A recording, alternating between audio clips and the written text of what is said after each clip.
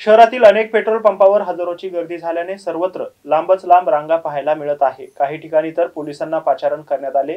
नवीन वर्षाच्या पहिल्याच दिवशी तसेच अनेक ठिकाणी पेट्रोल डिझेल भरण्यासाठी गर्दी झाली होती। यामुळे नागरिकांमध्ये संभ्रम निर्माण झाला असून भारत सरकार काय निर्णय घेते यावर सर्व चालक आणि मालक यांचे लक्ष लागून राहिले आहे।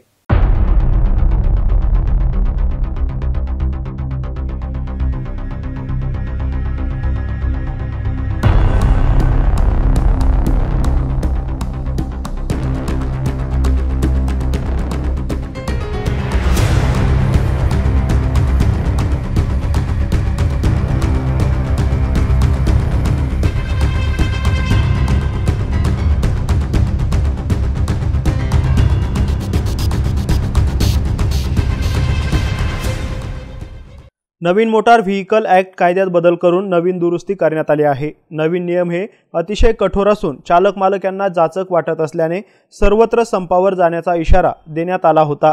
सगळीकडे एकच अफवा उडाली, आता लवकर पेट्रोल भेटणार नाही, कारण चालक मालक संपावर गेले या अफवेने सर्वत्र गर्दी वाढली आणि प्रत्येक जण हजारो रुपयांचे पेट्रोल आणि डिझेल स्टॉक करून भरून ठेवत आहे।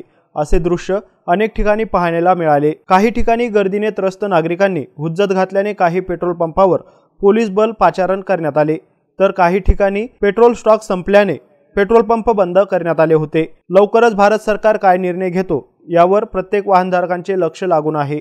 Anwar Alamnoor Jafar, MCN news, Chhatrapati Sambhajinagar.